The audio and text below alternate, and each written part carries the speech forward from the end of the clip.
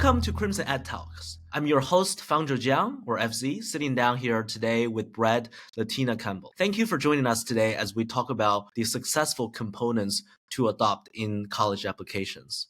Brad, what is the best piece of advice for someone starting their application process? For someone starting their application process, I think the best piece of advice is to review successful applications to the colleges that you're looking at applying to. So seeing what has worked and where it has worked to figure out what kind of your best options are and the best way to tailor or frame the things that you've done in your application when you're applying to those colleges. Like we said on a previous episode, if you're looking at attending a place like Harvard or Princeton or even Stanford, they might be looking for leadership-based activities, and it is probably best to frame your application with those types of activities at the top end of your activities list, or kind of highlight those most strongly. I remember a student who kind of used the COVID-19 pandemic shutdown to take the lead on a charity initiative where they used money that they had fundraised for a school event to actually provide food for those less fortunate during the lockdowns. And that was seen as taking the initiative in a very, very serious way. And that student ended up getting into Harvard later on in their high school career. That's awesome. Wow. Very, very powerful story there. The contribution that the student made really impressed Harvard, and that contributed to the acceptance to some extent. So I'd love to learn more about that student. So beyond that one amazing initiative around COVID-19, what else did the student do? Why do you think Harvard picked that student? Well, this was in reality an exceptional student, as most students at Harvard picks are. The student was top of their grade in terms of actual marks, and was also a student body leader or head prefect as well. Played multiple sports at varsity level, and also founded a website with their friends that provided a space for people to create art in response to kind of systematic oppression of people of color around the world. It also kind of founded during the COVID-19 shutdowns and during the times of the George Floyd protests in the US. So there was a lot of taking the lead and being able to be recognized as the leader in many of their activities, which I think, as we've discussed on a previous episode, like I said, Harvard is really attracted to and drawn to, and they were probably really they identified with that student as well as their very, very strong academic record. Mm-hmm. That does sound like a very impressive profile. Yeah, as you were describing the student, I was thinking about the thing that you mentioned on another episode about this holistic nature leadership that a place like Harvard is seeking in their applicants. So I definitely agree with that. Yes, that's interesting, and I guess this story kind of prompted me to think about one of the students I work with as well. So the student, Daniel, he's very passionate about two things in his during his high school journey. Number one is computer science.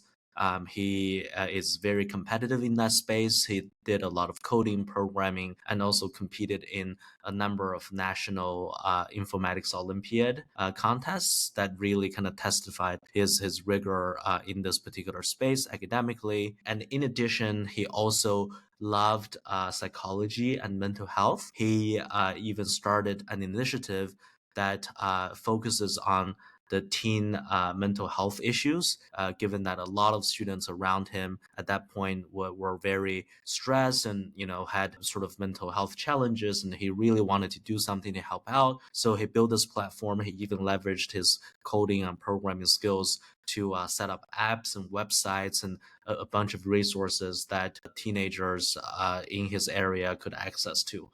His project was eventually picked up by the prime minister in the country, and he was really recognized for that contribution. So, and beyond these two shining points, he was very, very strong, as you mentioned, similar to another student. He was very, very strong academically across the board, pretty much close to perfect GPA, very solid SAT performance, as well as additional honors and other extracurricular activities. So he was one of the students that got into the Wharton School at the University of Pennsylvania last year, and now he's a freshman there. So yeah, I can think of a lot of these very inspiring individuals that come a long way, nailing not only their academics but also many other aspects uh, of their candidacy. And yeah, it's always good to kind of listen to those stories. So I guess I love to hear more. The audience would love to hear more as well. So beyond, I guess that particular student that got into Harvard, what other kind of really inspiring story have you heard about sort of in this process? Well, the most obvious ones are not necessarily inspirational in terms of specific activities, but we have talked about a holistic process, and sometimes we do also at Crimson talk about a pointy application where you are extremely strong or proficient in one area, and that can often take up a lot of your time and effort at school, especially when the pointiness of your application is something to do with sport. And we saw a student from South Africa actually. Really, really focusing on swimming, being able to compete at a national level in terms of swimming competition and traveling to events and swim meets around the world representing South Africa, and at the same time maybe not achieving at the academic level that they wanted to, and so putting in extra time in the last year and a half of their high school careers and applying to a school that was maybe a little bit outside of their reach, but also leveraging that excellence at swimming to be able to gain admission to one of their dream schools, which was UC Santa Barbara. Which was a really, really cool moment for them because it was something that they'd worked towards in the classroom specifically for nearly 2 years. And being able to get that acceptance was a really, really nice moment and due reward for all the hard work they'd put in. Yeah, that's awesome. Yeah, I guess one benefit I find by listening, reading these case studies or success stories is that you can see a range of students with different backgrounds, different strengths, and and areas for development, and how they really overcome their own challenges, how they really kind of thrived in their particular environment, and eventually get into the school that really fit their personal development. I think that is incredible. You don't have to always be a world renowned student scientist. You don't always have to be a Olympic level athlete in order to get into top colleges. If you lead a very meaningful, interesting story, and if you can really showcase that during the application process, then you will find a place in the institution that really fits you. So I think it's very useful to explore a wide range of these case studies. Obviously, we're limited by time, but for those of you who want to hear more about different stories and see which ones are applicable to your situation, please watch out for more future episodes, and also head on to our website where we have a lot of written cases about students from all over the world getting into top institutions in the US, in the UK. So stay tuned for that. And as you know, at Crimson here, we're very passionate about leveraging the experience and knowledge we've accumulated over the years, helping others